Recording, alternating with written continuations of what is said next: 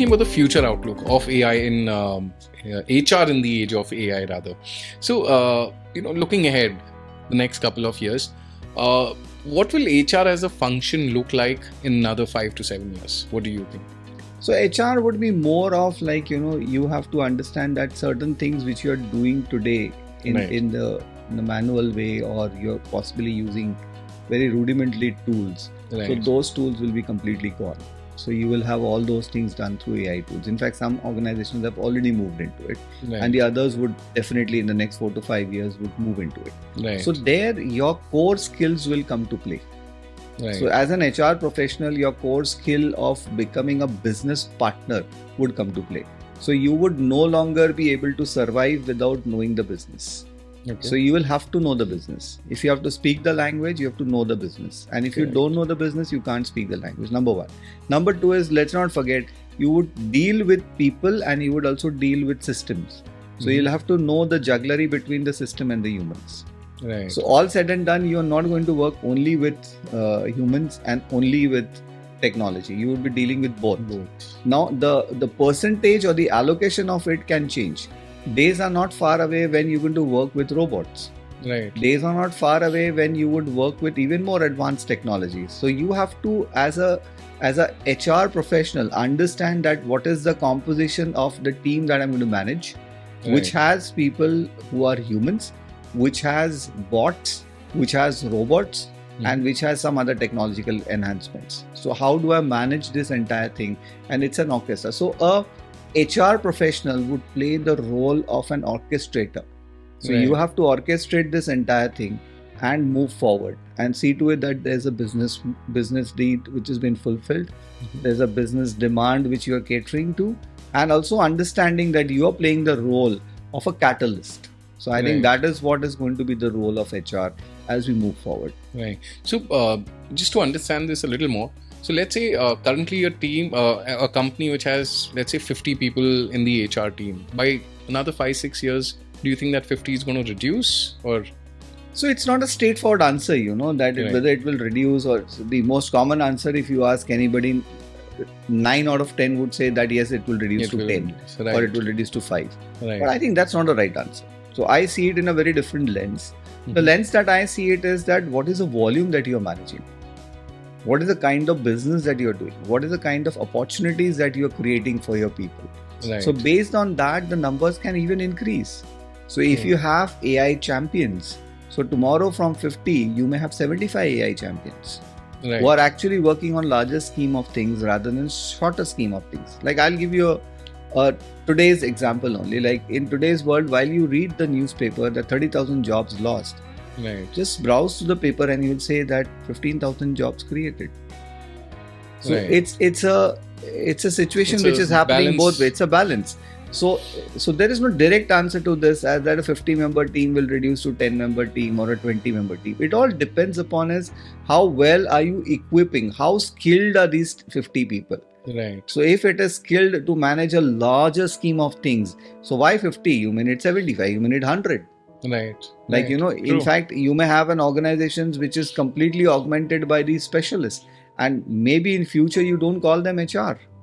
You call them something else. True. Why call them HR? In fact, sometimes when I do conversations with some people who are non-HR, I hear some very, very, very disheartening things. They say that we hate HR. As bad as that, they say that we hate HR. HR does nothing. Right. Some people would say that people who deal with numbers, they would say that what does HR do other than giving salary? Right.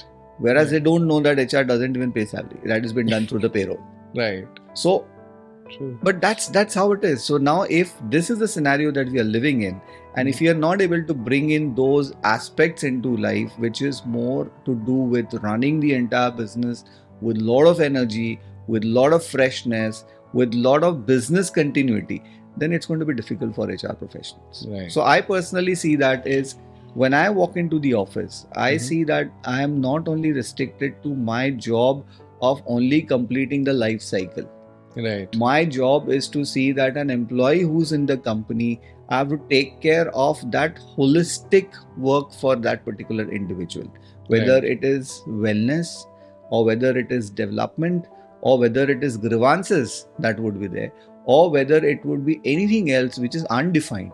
Right. So the challenge is how well are you able to respond to the undefined. Somebody comes to you and says, like, what do I do now? I give you an example. Like just today, what happened is in our office, a gentleman just cut his hand. Oh. Like, with a glass, he just cut his hand. And there was blood all across, and people, like, nobody likes a, scene of a blood. Right. Now, in this kind of a scenario, what do you do? So, like, it's not that it's not going to happen. It will happen. Now, Right. what do you do? So you'll have to use your presence of mind that what can I do? So like, what are the household things? You can go to the cafeteria, ask for a turmeric or ask for a sugar or ask Right. for somebody who knows about it, and then please give him some first aid, Right. rush to the first aid box and then take him to the doctor. True.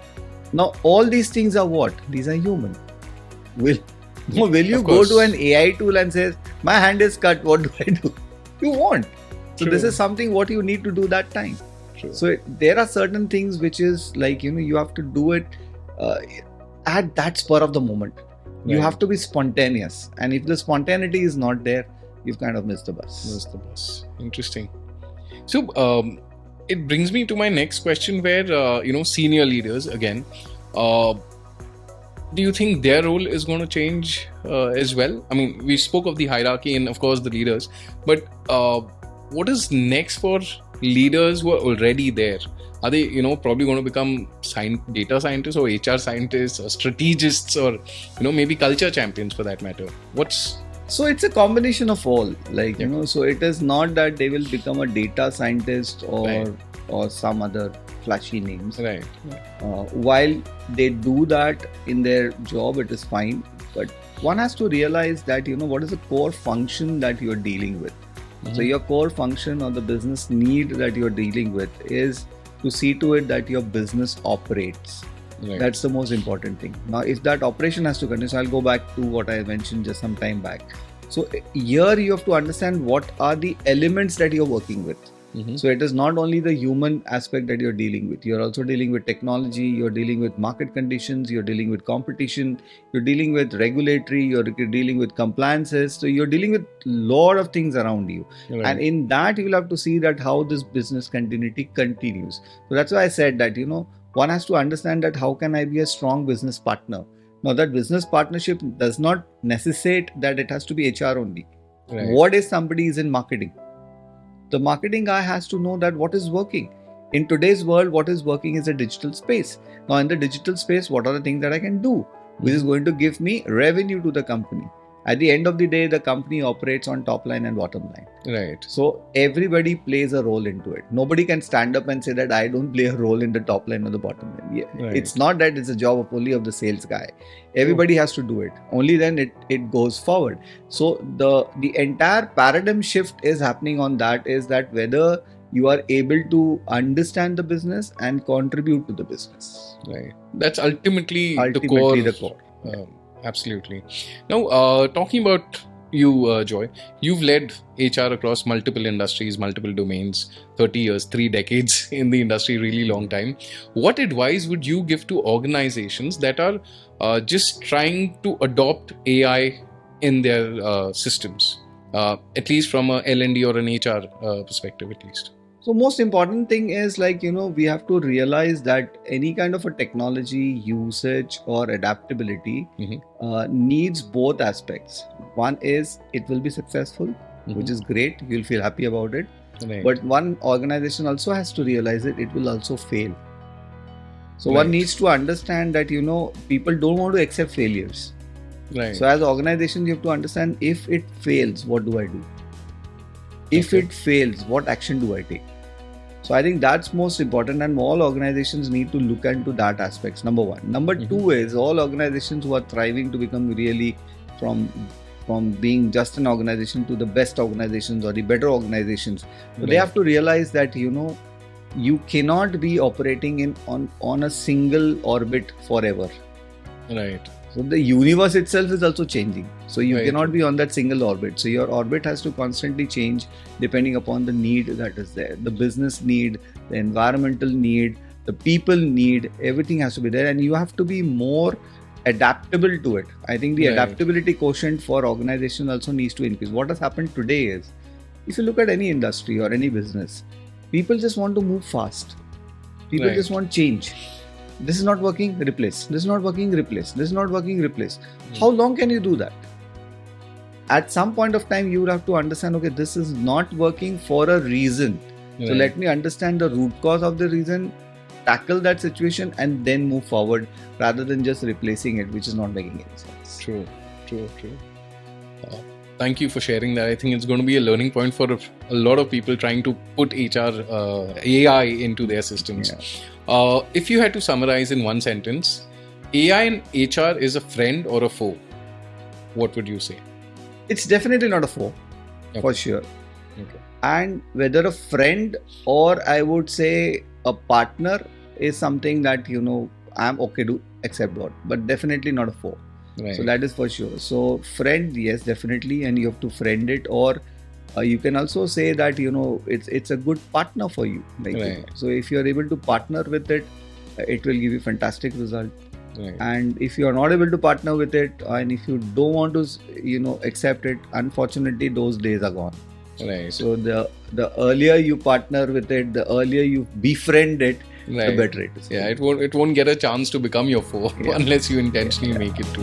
Well, great. Thank you so much, Joy. Thank you. Great conversation, a great perspective into what's happening and what's going to happen in the future. So thank you so much.